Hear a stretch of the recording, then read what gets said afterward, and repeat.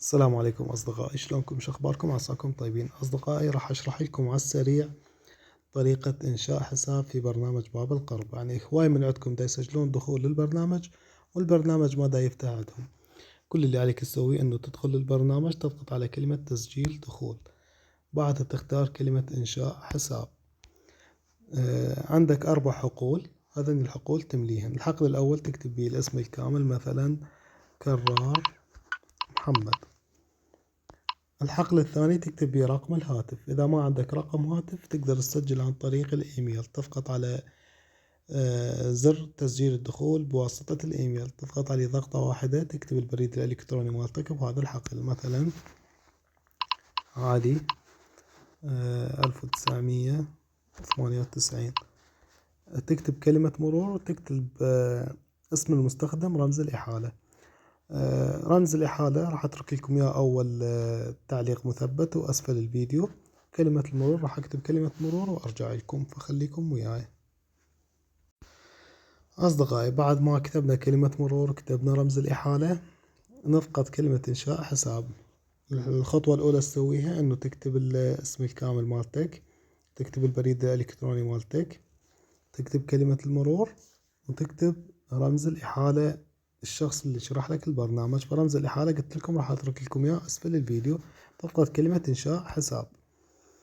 ايش راح يقول لك؟ راح يقول لك ضع الكود الذي تم إرساله لك. بالمناسبة الكود ما راح يوصل، وهواي منكم دا يواجه هاي المشكلة إنه الكود ما دا يوصل. فكل اللي عليك تسويه تضغط كلمة تأكيد، وبعدها تضغط هذا السهم، وبعدها شو تسوي؟ تنسخ الإيميل مالتك، تضغط رجوع مرة ثانية، تجي هنا لخانة تسجيل الدخول.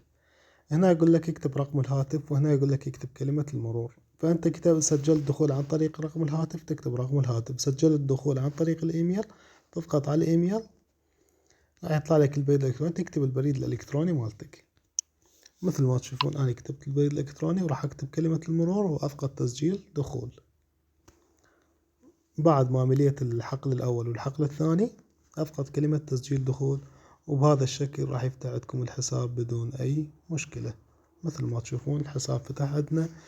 عندكم هاي تضغط على هاي العلامة اللي مثل الساعة، تضغط على بدء حتى يبدأ العداد يشتغل عندك. مثل ما تشوفون أي مستخدم جديد يسجل البرنامج راح ينطيه عداد مجاني يوميا 100 نقطة. لهنا نكون وصلنا لنهاية الشرح. أتمنى إذا عجبكم الفيديو أو عندكم سؤال أو استفسار تكتبوا لي بالتعليقات، وتضغطون زر اللايك للفيديو حتى يوصلكم إشعار بكل فيديو جديد أنشره. وأي مشكلة أو سؤال أو استفسار يواجهكم بخصوص البرنامج اكتبوا لي بالتعليقات وراح أجاوبكم، وأساعد الكل إن شاء الله إنه يفتحون حساب جديد بهذا البرنامج.